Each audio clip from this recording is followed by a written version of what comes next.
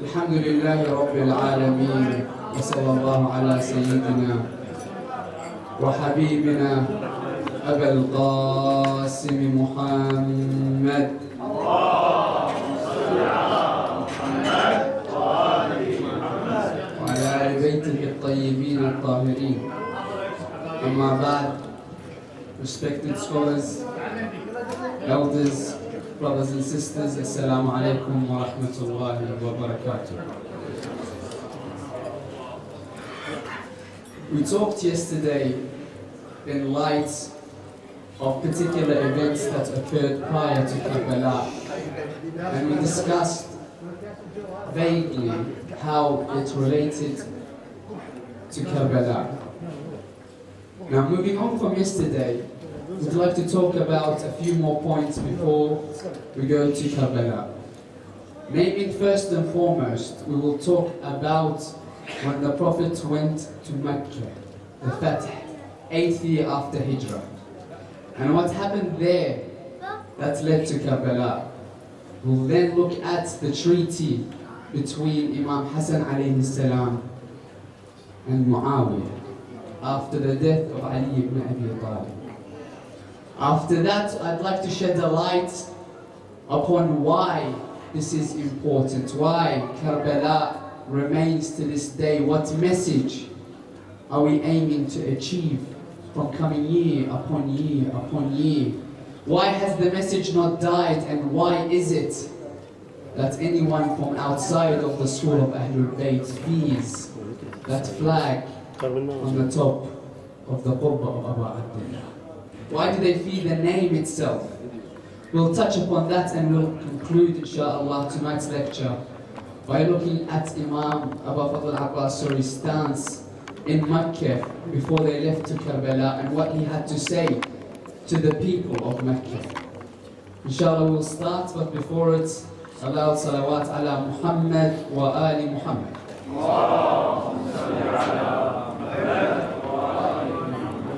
8th year after Hijrah, the Prophet comes back to Mecca because he wants to rid the holy land of the kuffar that lived amongst the outskirts of the Kaaba. So when he came in the 8th year after Hijrah, remember the personalities that we talked about yesterday, the first being Abu Sufyan.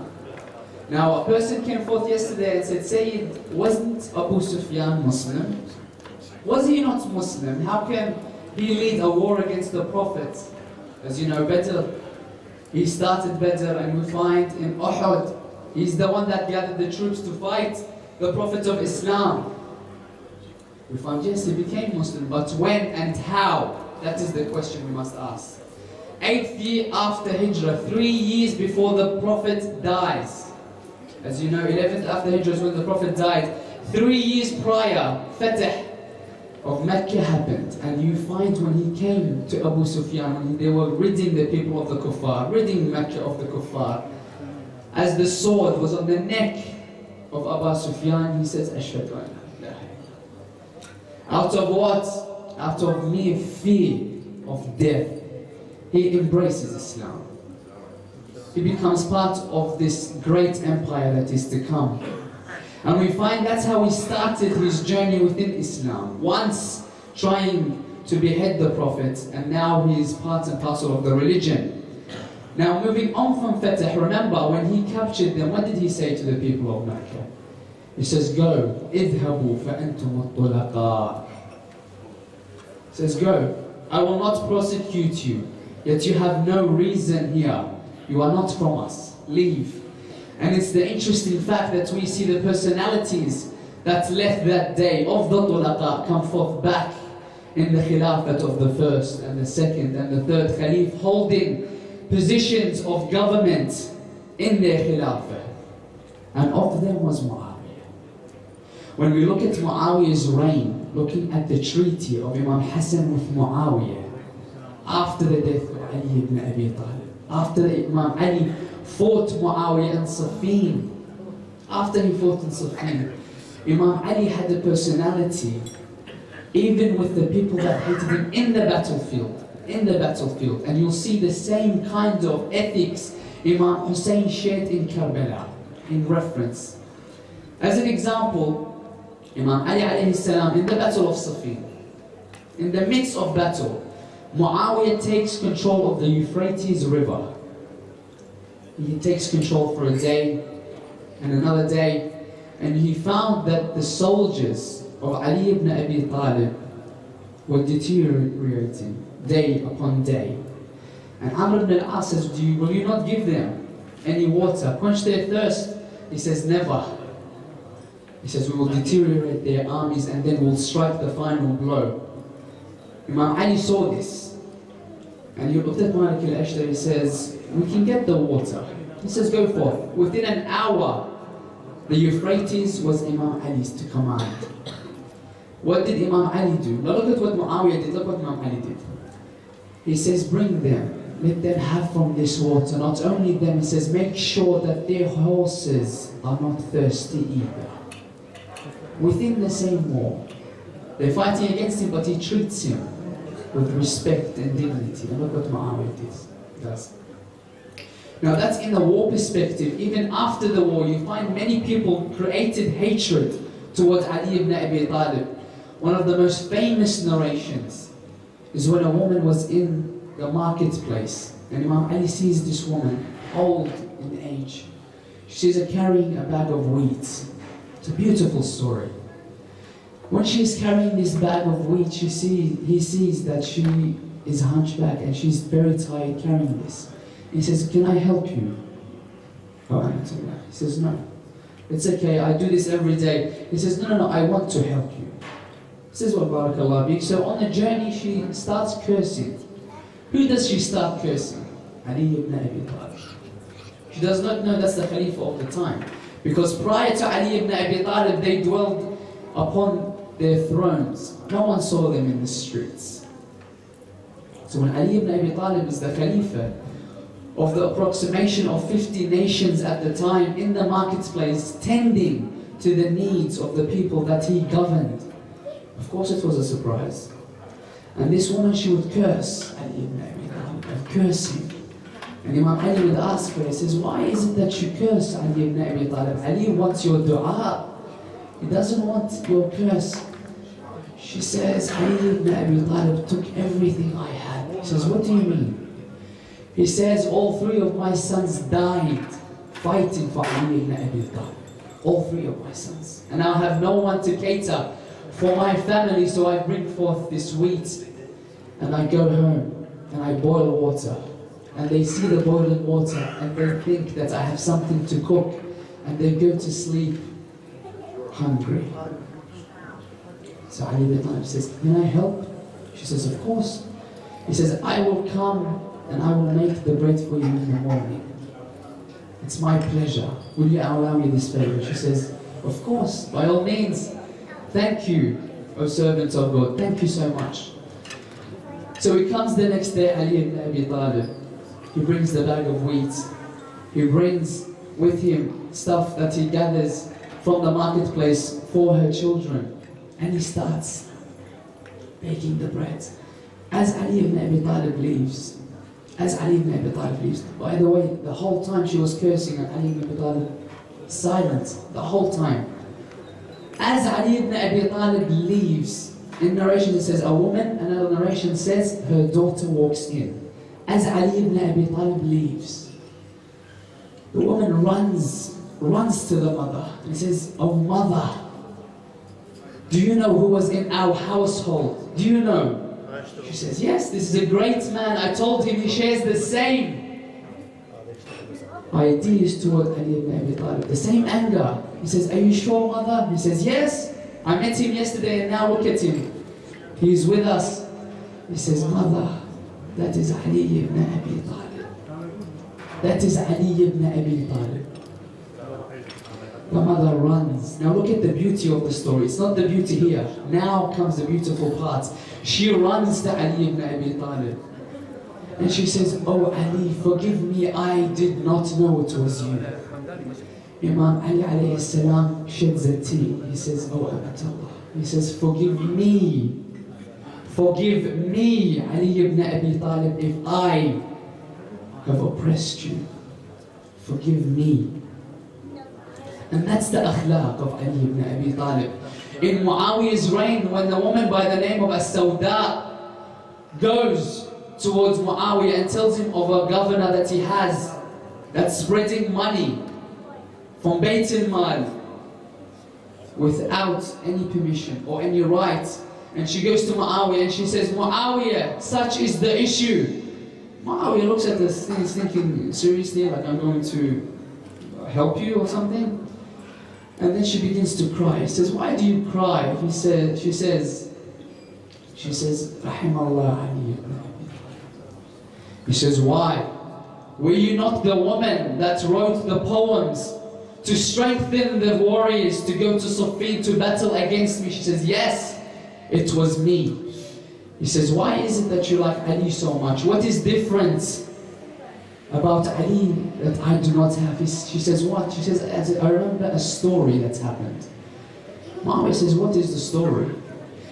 She says, I told him of a governor that he had on Basra. A governor. He did not commit anything or steal or take from Bayt al-Mal or distribute unequally or unlawfully like your Khilafah, people in your Khilafah do, or Muawiyah. He merely had what? He had luxurious meals with people that were rich. Go to Nahj al-Balagha, open it up, sermon 45 of Nahj al-Balagha talks about this. The letter that Ali ibn Abi Talib wrote to that governor. He says straight away he was in his mihrab crying before he wrote it. And he says, thank you for notifying me. Thank you. Look at the difference in Khilafat. But Ali ibn Abi Talib said it. Ali ibn Abi Talib, ظلمت عدد الحجر والمدر. He says it. He says, ننزلني الدهر. He says, my destiny lowered me. He says, my destiny lowered me and lowered me and lowered me. أنزلني الدهر ثم أنزلني ثم أنزلني حتى قالوا علي هو معاوية. That's the oppression that Ali ibn Abi Talib faced. And up until today, we don't know what kind of greatness this man had. We cannot begin to understand the greatness that this man had. But we look at it from his son's perspective. Imam Hassan alayhi salam learnt everything in his akhlaq from Ali ibn Abi Talib. Because remember, Imam Hassan was an orphan at a very young age. So Ali ibn Abi Talib was his role model, Imam Hassan alayhi salam. Now when he wrote the same treaty like his grandfather in Hudaybiyah, he aimed to do two things. Number one is to spare the bloodshed of the Shia in battle, because they were a minority that were loyal to Imam Hassan alayhi salam. And two, in order to show what kind of a character Muawiyah was at the time, he wrote that treaty and he signed it. But what conditions did he put forth to show you the character of Muawiyah? The conditions were, one, to stop the la'an, to stop the cursing of his father Ali ibn Abi Talib from the pulpits of Sham. Remember, Sham is not just Syria nowadays. Sham back then was Syria, Palestine, Lebanon and Jordan. And Syria. So that, back then, it was a vast majority of the Arab continent. And every Friday prayer, before they'd get up, they cursed Ali ibn Abi Talib. For 60 years it continued. In the small narrations, for 60 years, every Friday prayer. He says, number one, you have to stop the cursing of my father Ali. Did he stop? Of course not. He said, second, return the blood money to the people from Jamal, the battle of Jamal. Imam Ali against the armies of Aisha, Talha and Zubair. He says, return the blood money of that, and in Siffin, the blood money to the Muslims, return it. Did he return anything? He says, thirdly, stop killing the Shia of Ali ibn Abi Talib.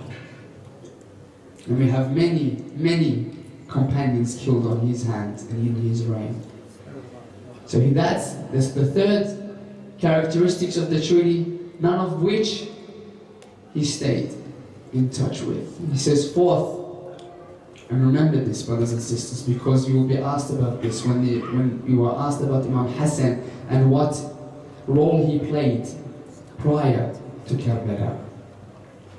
He says, look, if you die, O Muawiyah, the leadership and the Khilafat returns back to me, Imam Hassan. And if I am dead, it returns to whom? To my brother Hussein. Even that part of the treaty, he did not uphold. And the fifth and last characteristics of that treaty was what? The last characteristic is to not change the sunnah of the Prophet. And we find how many of the Prophet's sunnahs and traditions did Muawiyah change. The easiest one, the Friday prayer. The Friday prayer, it's in the name. It's prayed on what day? On a Friday. He comes forth, prays it on a Wednesday. Up to Muawiyah, up to him. He's the Khalifa of the time. Instead of standing in khutbah, he sits down. That's just two of the sunnah that he's kind of did in his own manner, changed. To give you the idea and the character of what Muawiyah was, what kind of character he held and what he learned from his father Abu Sufyan. In order to show the people the character, he signed that treaty, which later led to what? Led to Karbala, because the Khilafah did not go back to Imam Hussein, it went to who? To Yazid ibn Muawiyah. Why is it, the question arises, why is it that Imam Hussein, we commemorate year upon year, and everyone is scared from the name of Hussein? The name of Hussein itself shakes the very foundations of the schools other than Ahlul Bayt.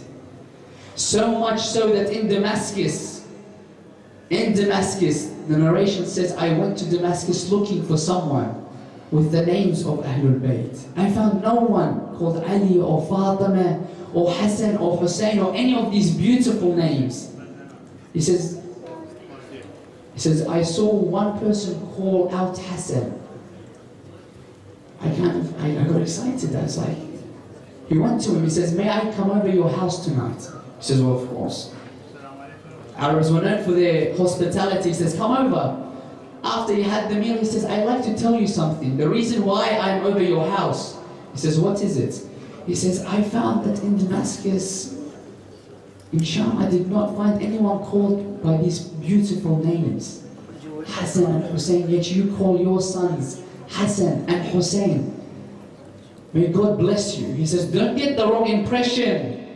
Look at what he says. He says, do not get the wrong impression. I did not call them in honor of the grandchildren of the Prophet. He says, then why did you call them Hassan and Hussein? Look at the audacity of the people of the time. What Muawiyah instilled in the people that reigned under him. He says, I called them Hassan and I called him Hussein. So when I am angered with them, I send my curses to Hassan and I send my curses to Hussein. That's what kind of environment the people of Sham lived in. So when Yazid took power and he sent his troops to fight Hussein ibn Ali, obviously in that kind of time people will think that they are people of not of the Quran and not upholding the Islam. Because of the environment that Muawiyah and Yazid created at the time. Hussein teaches us one of the most important faculties in life and in Islam is to be free thinkers. How? Imam Hussein went against everyone at the time. Everyone had the wrong impression of Islam. Who stood for Islam? Imam Hussein. He says, if my grandfather's deen will not stand firm except with my bloodshed, then O swords take me. O swords take me. He knew that he had to make a stance that shall be remembered for years to come. Now the idea of free thinkers that Imam Hussein tried to instill in every single one of you is not to look at anything that people give you unless you question it. I talk from my perspective first before I tell you, brothers and sisters. I went to a school which was not from Ahlul Bayt. It was Islamic in the name, but the way they taught everything was what? Was you take, but do not question. Do not question anything that they tell you. If you question, you have committed a sin.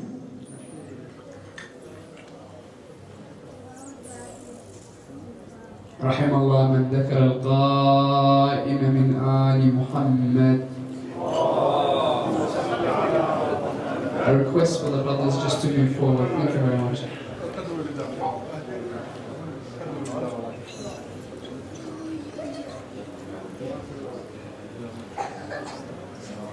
أفلح من صلى على محمد وآل محمد.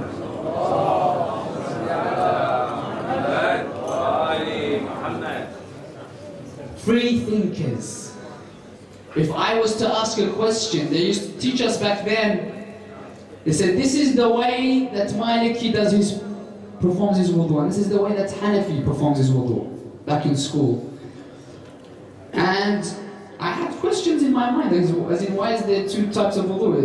If I do this one, is it right? If I do this one, is it wrong? Is my salah accepted? Is it not? There were so many questions going through your head. And if I was to ask, at the time they'd put us in detention. And so it was a sin to ask, to show us that it was a bad thing to do. They used to prosecute us with detention. The idea that they tried to instill in us from a young age is do not ask, take as you are given. Take as you are given, do not question anything. And Islam, in its essence, the Prophet says what? That your logic is part and parcel of your upbringing in Islam. You have to question everything in order to have the foundations of Islam and then to build on it. If the foundation is shaky, that's what kind of Islam will you build upon? Make firm the foundations. Ask, analyze any questions you have.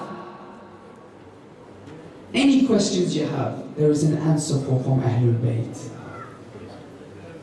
Make firm the foundations of your belief, and only then will you realize what a beautiful religion we are blessed to be born into. That's a beautiful religion. People spend their whole lives looking for peace and tranquility, and we are born into it. How lucky are we, brothers and sisters? How lucky that we know who Ali ibn Abi Talib is. We have Hussein alayhi salam to come year upon year to understand what he died for is of the utmost importance. When we hear stories upon stories of people that are ignorant, the Prophet says, the worst disease amongst my people will be ignorance. I had a friend of mine back in Sydney, he says, I had a colleague which was not from Ahlul Bayt, and he would always try to start a debate with me. And in ideas, I did not like to debate him, because when debates start, they kind of create collision. And he says, I just told him, go ask your sheikh or your higher, kind of background about the Battle of Jamal. That's all he said. All he said. The person comes the next day, he says, I asked my sheikh about the Battle of Jamal. What was his reply? What was his reply? He says, have you been talking to a Shi'i? Have you been talking to a Shi'i? How does he know that she is talking to a Shia? Unless he knows that we are people of knowledge and we understand that we don't take everything from someone that stands on the pulpit. We go forth and we ask questions. We try to understand the religion from the Prophet's point of view and from the Ahlul Bayt, because they are infallible. Bring me anyone like Ahlul Bayt. When Muawiyah captured one of Ali ibn Abi Talib's men, he says, what will I do? What amount of money shall I give you so that you leave Ali ibn Abi Talib? He says, it's easy, I don't need money, I don't need anything. He says, then what is it that you want? He says, bring me someone that is better than Ali ibn Abi Talib and I will gladly follow you. Do we know of anyone besides the Prophet? History books are all among us. Can we find someone that had the morals, had the bravery, had the prophetic ethics of Ali ibn Abi Talib after the Prophet? That's why our role models are second to none. That's why our religion stands firm. This is what he tried to install, to be free thinkers. Do not take as you are given by other people. Go forth and educate ourselves, because it's a path that we take. And let this be the first night that we begin to educate ourselves, brothers and sisters. Why Imam Hussein died, alayhi salam? What did he try to install in his Shia? The Prophet sallallahu alayhi wa sallam, when he told the story to Fatima al-Zahra, the story of Karbala, she began to weep and weep. And she says, who shall be with my beloved son on the 10th of محرم? He says, will his father Ali ibn Abi Talib be there? He says, no. He says, he will not have his father by his side. He says, will Hassan, my son Hassan, be there? He says, no. He says, will you be there, Prophet? He says, no. He says, will I? She says, will I be there? Will I be alongside my son when the horses trample upon his body? Will I be there? He says, no. Khalim, he says, will not have his father, his mother, nor his brother there. He says, then who shall weep over him? Who shall weep over my son Hussein? Look at the beautiful words of the Prophet of Islam. وَمَا يَنْطِقُ عَنِ الْهَوَىٰ إِنْ هُوَ إِلَّا وَحْيٌ يُوحَىٰ. Listen to the words. He says, سَيَخْلُقَ اللَّهُ شِيعَةٌ يَبْكُونَ عَلَيْهِ. You all here are a testimony to the words of Rasulullah. He will create followers that will cry for him. And to understand the idea of why we cry, we must understand the message that we weep for. And that's what we shall do, inshallah, in these 10 nights. I will conclude, inshallah, for tonight. I run out of time. With Abu Fadl al-Abbas's stance in Mecca. When Imam Hussein was chased out of Mecca, he did not even finish his Hajj, because al-Walid at the time in Medina got a letter from Yazid saying, bring me Hussein's bay'ah or bring me Hussein's head. Bring me the bay'ah or bring me the head of the grandson of the person that brought this religion. Imagine. They chased him out of Medina and to Mecca until he's trying to perform Hajj, and they would still trace after him. In which Abu Fadl al-Abbas, it's a long narration, Abu Fadl al-Abbas stands on top of the Kaaba and addresses the people. He addresses the people. He starts by saying what? He says, Alhamdulillah. He says, I thank Allah that He has honored this house. He points to the Kaaba. He says, Alhamdulillah, that He has honored this house with the birth of that person's father. He points to Imam Hussein. He says, Alhamdulillah, the Kaaba blessed because of Ali ibn Abi Talib. And he points at Imam Hussein. He says what? He says, look at you all trying to rush towards the Kaaba and not let the son of Ali ibn Abi Talib, the grandson of the Prophet, come towards the Kaaba. He says what?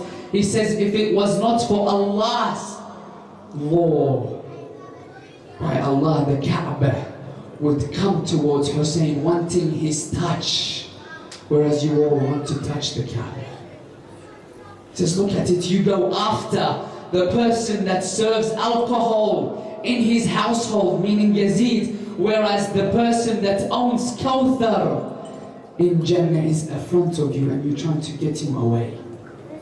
He says, look at the person that has music and dances in his courtroom, and look at the person that in his household the Quran and the verses were revealed. Ibn Amr ibn al-As has the famous poem which he comes forth and states what? This is the enemy of Islam. He says the very known poem. He says what? He says, بِآلِ مُحَمَّدٍ عُرِفَ الصَّوَابُ وَفِي أَبْيَاتِهِمْ نَزَلَ الْكِتَابُ وهم حجج الإله على البرايا بهم وبجدهم لا يستراب.